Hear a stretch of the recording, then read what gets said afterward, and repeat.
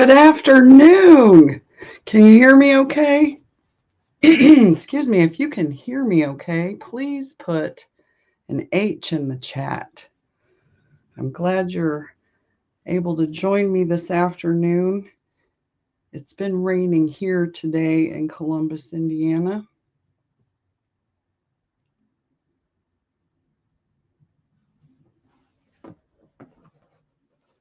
Trying to pay attention to both chats. Hello, Tom. Nice to see you. Glad you could be here. If you notice, if you may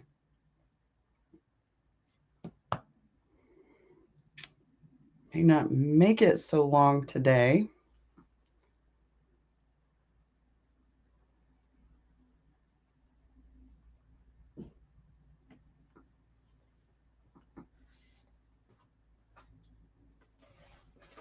Let's see, let me get my notes.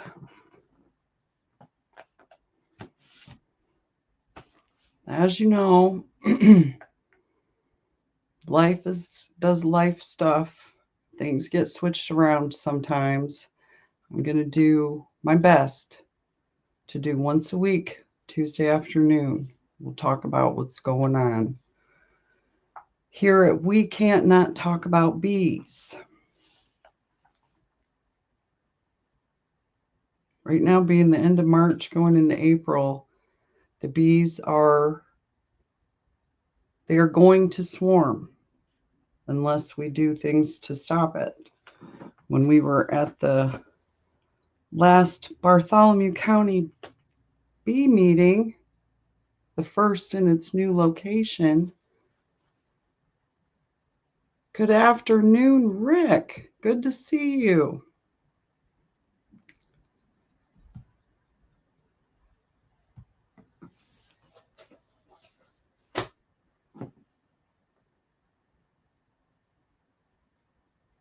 I was talking about the bee meeting, wasn't I?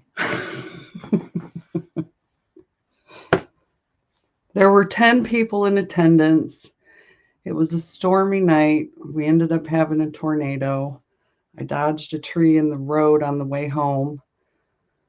It was an exciting night, but we talked about the difference between trapping swarms and catching swarms, what to use for swarm calls when you go.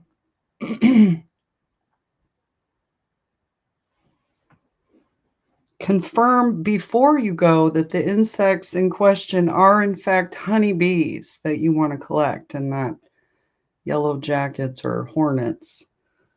Unless you're into that kind of thing, you want to collect them, that's you do you. It's okay to do you.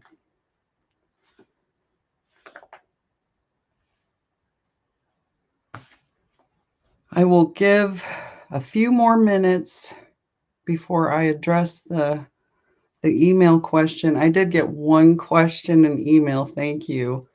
Thank you so much.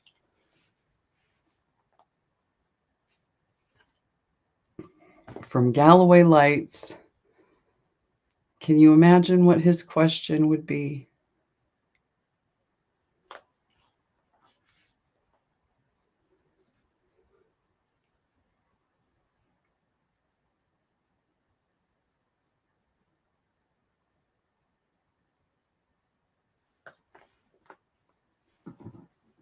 Well,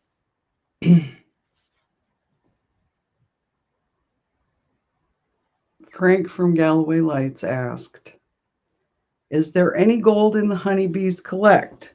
I've heard of some strange stuff found in it. There's gold in it because I put it there, Frank. This is some crystallite. This is my last jar of 2024 gold honey. I'm going to turn it into creamed honey.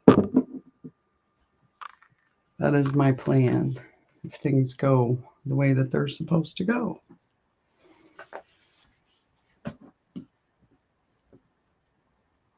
And there's also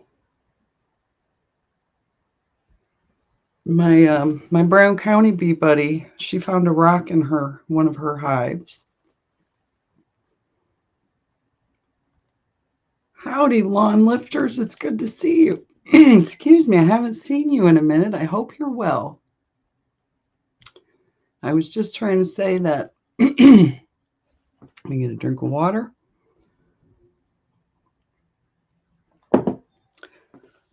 My friend found a rock in her hive stuck into the comb, and I told her it's kind of like with penguins give each other rocks. Maybe the bees were presenting her with a rock because she's been such a good beekeeper. I don't know.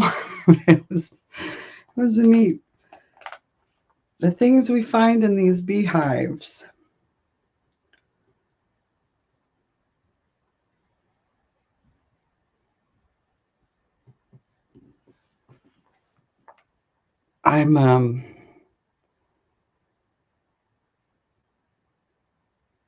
The weather is a little funny today, and there are things hurting that aren't supposed to be hurting, and it's kind of distracting. So I probably won't go long on this live, but I do want to talk about the upcoming, there's in this area right here, southern Indiana, Columbus, Indiana, the bees are getting ready to swarm. If they haven't already started in some places, they're going to do it here soon. Because I was looking in my notes, and it was April of last year, April 13th. And then again, on my granddaughter's birthday, that we started swarming. So start getting your boxes ready if you're painting boxes. Hey DC, thanks for coming in. I appreciate it.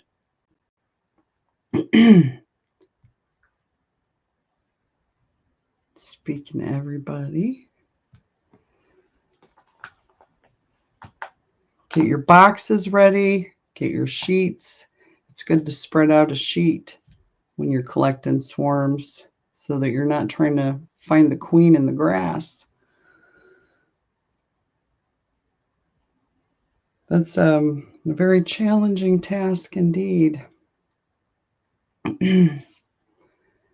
Hello to Hanley's Homestead. I do believe you're, whoops. The chat likes to jump, doesn't it? I'm glad you are a happy beekeeper, DC. Makes me happy to see another person happy.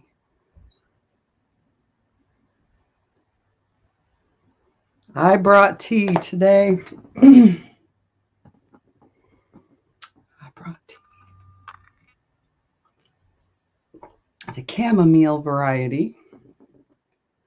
I hope to have some chamomile growing in the apiary this year. It is one of my goals. Whether or not we can do that is another story, because the flood is back and there's a whole, it's upsetting to me what's going on with it. And I feel like there's nothing I can do.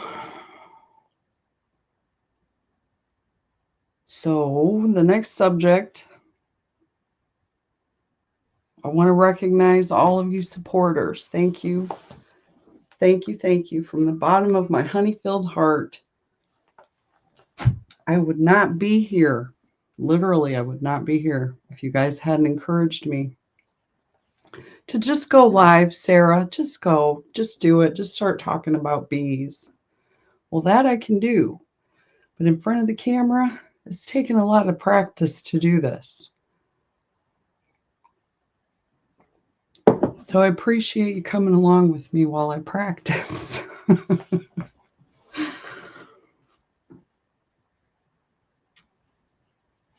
Oh, my other note said, my grandson Orion is here, and he doesn't necessarily like to be in front of the camera, but he encourages me to do it. And he's also encouraging me to keep bees while he doesn't necessarily want to do that. So he is one of my biggest supporters in that he does help out, and he has been helping out here spring break 2025. This is grandma time. Grandma's tired. I need a nap. Hello, Clueless Beekeeping. Good to see you. Hope you're having a good afternoon or morning wherever you are. Oh, that was my other thought that I didn't write down. Go ahead and put your location. I know DC is in Washington. Whoops.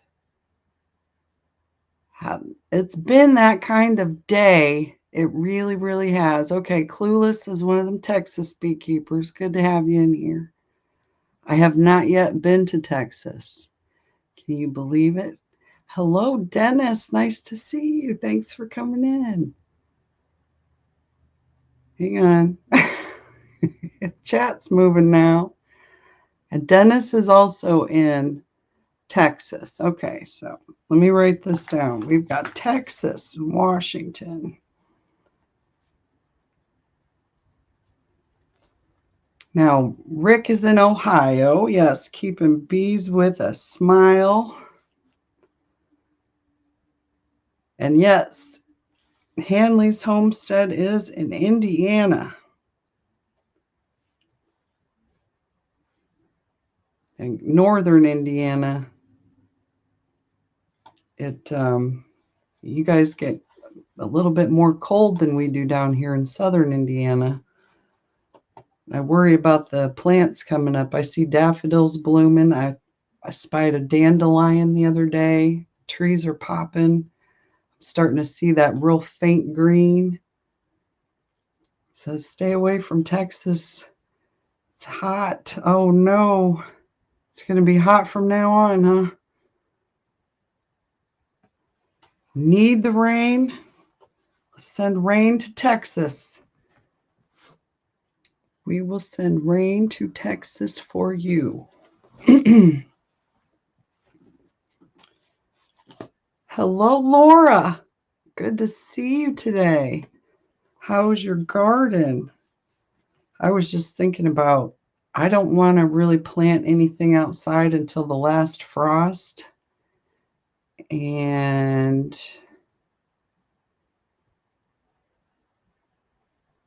that's a nice, comfortable temperature. We've got about 53 degrees here right now. Cold and rainy.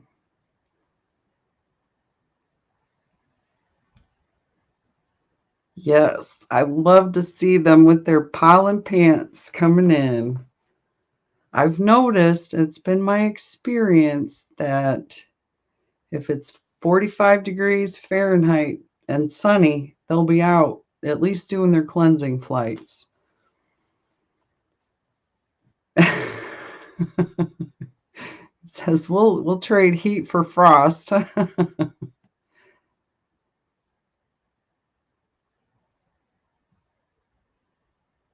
Well, I'm glad you came in and popped on here with us, Laura. It's been busy. Now, Laura, are you a Georgia gardener too? I'm trying to remember. There's been so many. Hey, Deb, good to see you. I hope you're well today in Florida.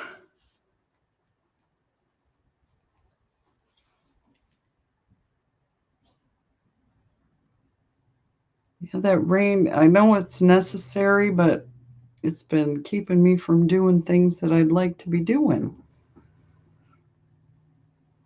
There's colonies that I've got to get into and see what's going on with, and definitely figure out where I want plants to go, because the water situation in the back has gotten worse to where I had the watermelons, it's completely flooded, where it wasn't as bad last year.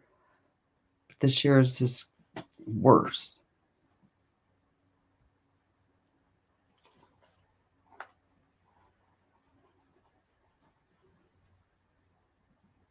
And it's good to observe when your colonies will fly. That way, when you're watching the temperature, you can remember to check on what your bees are doing too. Because when the plants are blooming and producing nectar and pollen, I don't necessarily worry about what they're doing, because I know they're getting what they need to get with what's available. Yes, those lower temperatures, DC, those are the cleansing flights. Because it's interesting to remember that honeybees will not defecate in their colony, inside their hive. They won't do it. If they do, there's something wrong.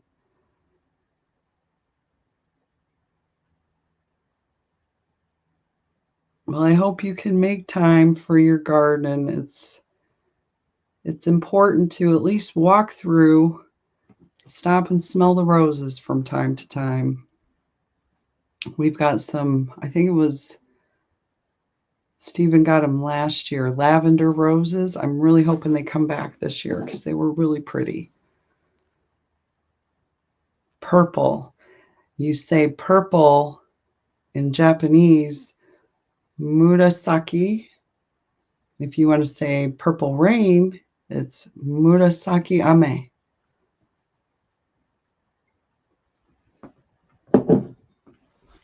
Ooh, almost lost my notebook. I do too, Deb. It's one of my favorite relaxing colors and scents. Lavender calms the savage beasts. It's funny because my one of my colonies 2 years ago swarmed right into my lavender on the ground. It was fun. Hey, Grayson, thanks for coming in this afternoon. Well, I think when we think we get it figured out, DC, we get thrown another curveball that we got to figure out again. So I guess I just kind of go with the flow, as it were. The flow of the flowers. And I think right down in Alabama, where Grayson is, and Gunline Bees, and let me see who else is in Alabama. Bruce's Bees, and I think there was a Randy in Alabama.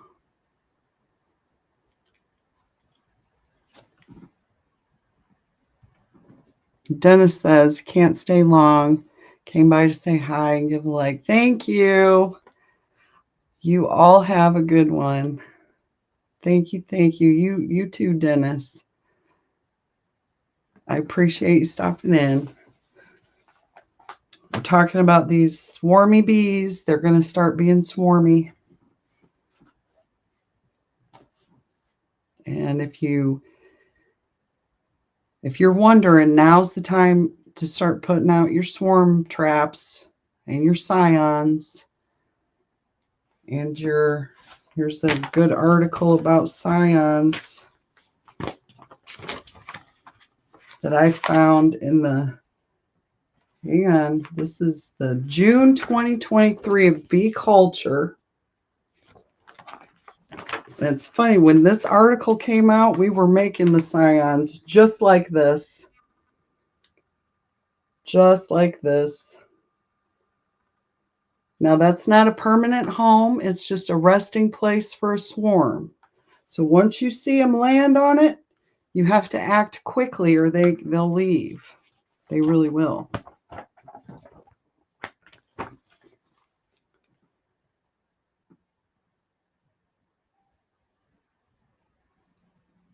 Hang on, I'm trying to catch up, make sure everybody gets their comments. And I say hi to everybody. In Florida, Deb's splits have already made queens. Oh, that is a very, very good sign when they start making queens. Now, see, DC's talking about the different, a carniolan, is it a carnolian? Carny?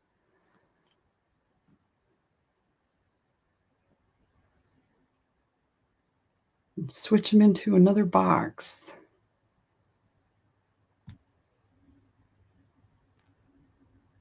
Were they mean, or they were just not happy to see you?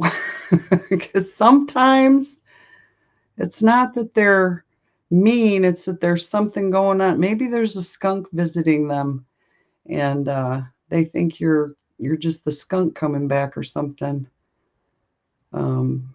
It happens, because I've had some colonies that I can get away with putting sugar bricks on once and then go to the next one and get stung up, and that's it. They're all different all the time. And it was that one that said, I don't want nothing to do with you. I've had them like that. If you go back on my videos, you'll see the unhappy hive that I had. It was actually an outyard, and it chased the homeowner across the yard and myself into my vehicle.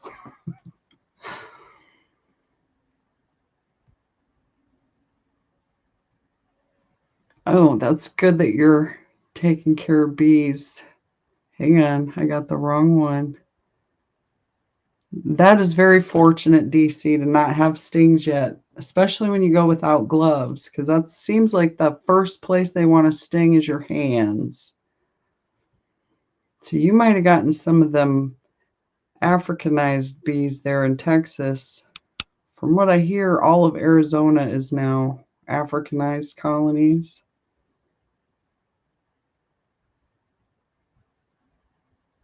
There's been some times where I'll light my smoker and find that I didn't even have to use it. Those are the good days. But I promote wearing gear, because you never know. You just never know when something, either you drop a frame or you bump them just right, and that'll rile them up.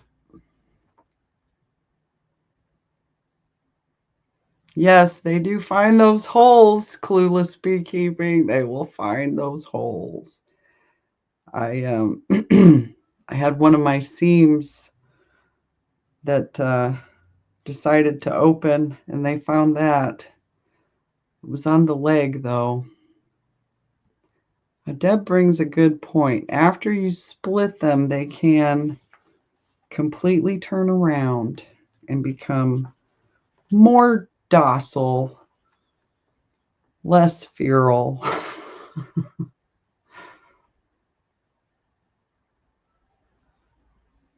And that's a personal decision that everybody's got to make. Do I want to be hot in the suit, or do I want to breathe and get stung? Because I've not yet been stung in the face. I've been stung in the neck, in the ear right there, in my scalp, but not in my face. I don't think I want to do that. So I wear the veil and the hat. I have been practicing going without my gloves as much, but I still don't like, because the propolis gets on my fingers, and then everything else gets propolis on it.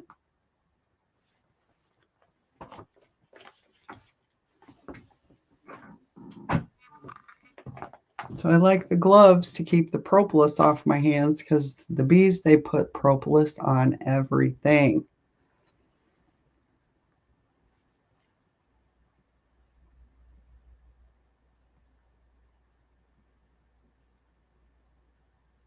Yeah, the bigger colonies do seem to be a little bit more defensive.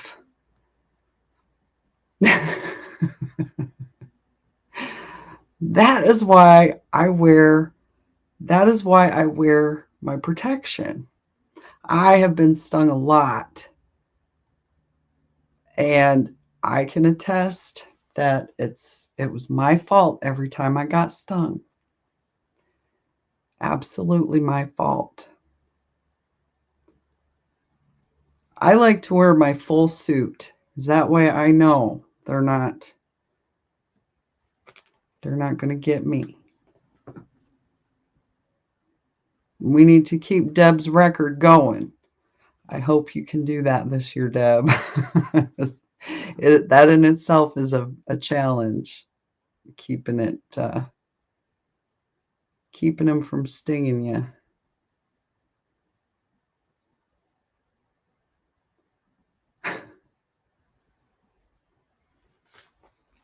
Well, in the ear and in the places it doesn't have anywhere to swell up and anywhere for the pressure to go to, so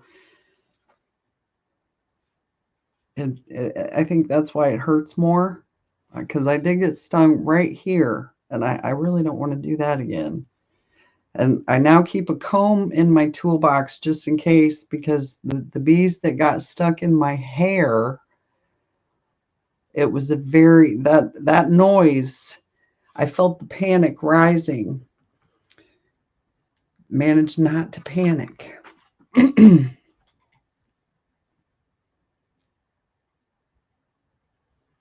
Yeah, that's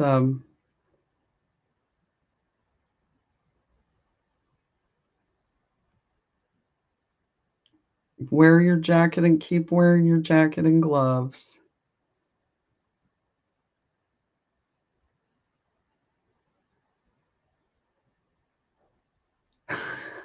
Yeah, TC. We were looking at that too, and it upsets them, so they sting the glass and leave their venom. That is definitely something we've been thinking about, is the venom collection.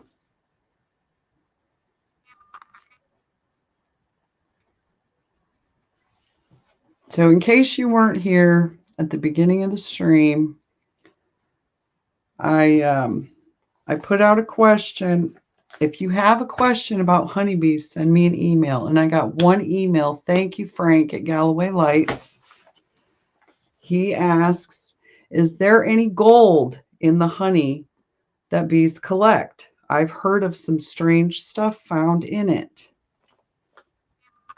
And I said, yes, there is gold in honey because I put it there. This is my last jar of 2024 crystallized gold honey. I don't know if you can see it. It crystallized good. And when I get some 2025 honey, I'm going to make golden creamed honey.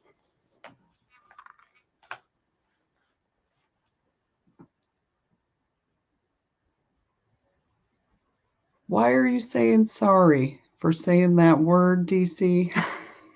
they get a little testy. How about that? We'll just say testy.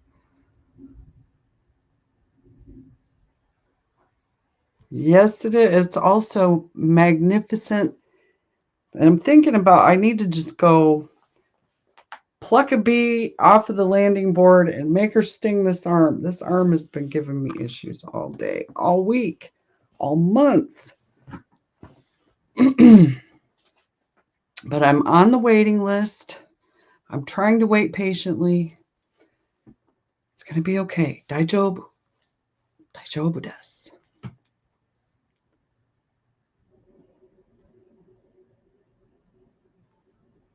That works. Just keep them in a warm place all day and you're good to go. Hey, have a good one, Clueless Beekeeping. Thanks for coming in and chatting with us. I appreciate you. We'll see you next week, hopefully. $60 a sting? Are you kidding?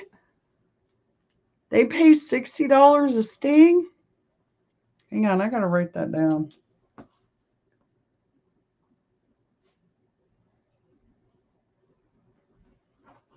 All I know is that when I get stung, I feel better. I really do. I know that it's not for everybody, but it is for me. And so I will keep doing that. And we got to 4 o'clock already. We've been here a whole half hour.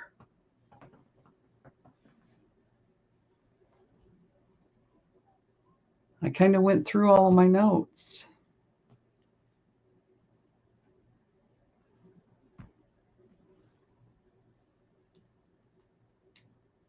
Apitherapy is,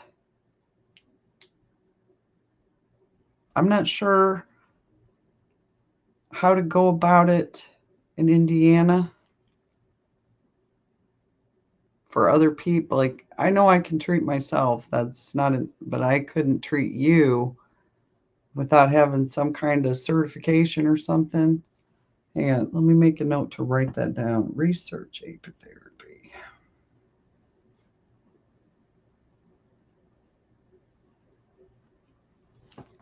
For me, just being around an active colony, an active, healthy colony, is restorative. It really is.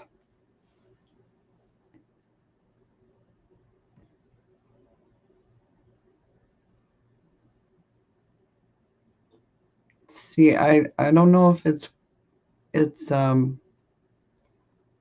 whatever's in their venom, it really does do something to heal the body.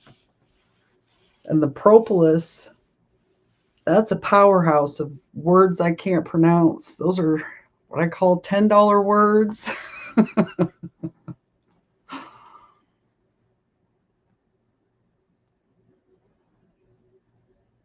Constitutional silver.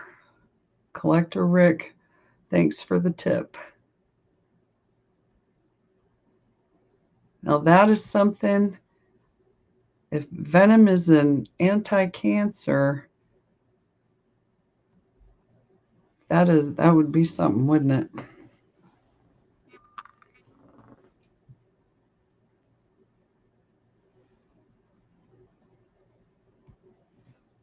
Now, I'm not like a professor or a scientist. I'm just a regular backyard beekeeper. I'm going on my 6th year. I've made a lot of mistakes. I'll be the first to admit it. But without those mistakes, I may not have learned the lesson that I was supposed to. And going forward with that, if you find yourself in a mistake, ask yourself what you can learn from it, how you can grow from it, and just keep moving.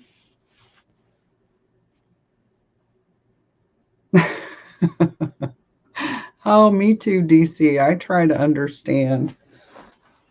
And just when I think I have an understanding, it seems like it all changes or gets taken away from or added to. So I'm, in the meantime, just going to go with the flow.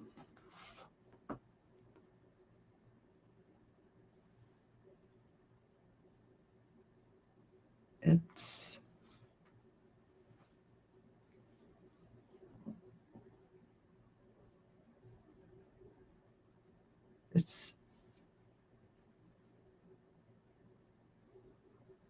my brain wants to just stop.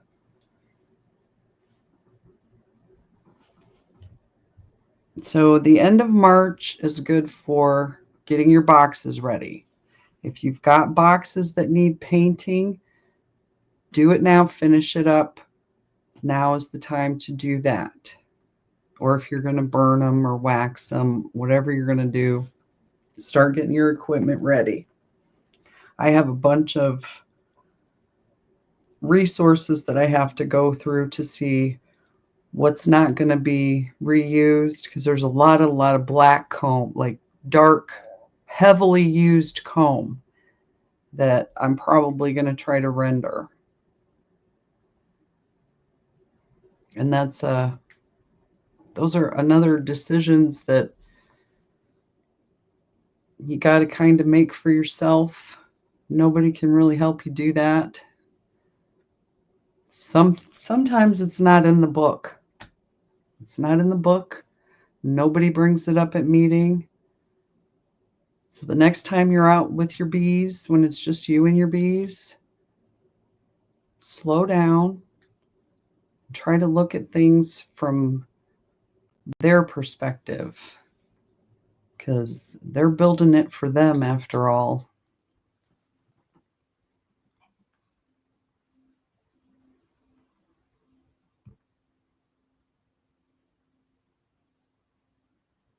In the 1960s and 70s, people were harvesting honey from trees, yeah. And earlier than that, and they're probably still doing it in some areas, because getting honey like that is it's a lot of work. The crush and strain.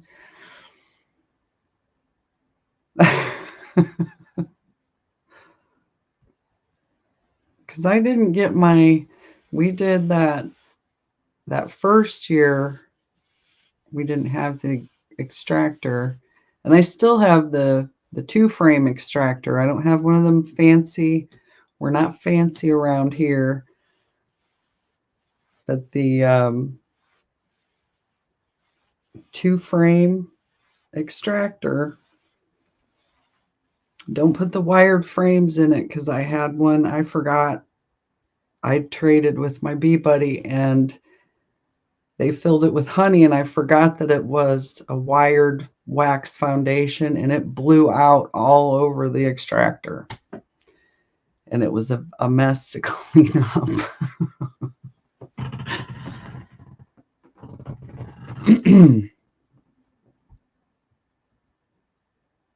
And there's no telling what this season is going to bring, because there are potentially more colonies than I've ever had going to be producing honey. And that remains to be seen how many. I'm just grateful for each and every one of them, as I am for each and every one of you tuning in this Tuesday's We Can't Not Talk About Bees. I will be Tuesday afternoon. Unless something changes, I will make a post on the Tube of You, because I'm not on the other platforms. This is the only one you're going to find me on. And I think I can comfortably do this once a week.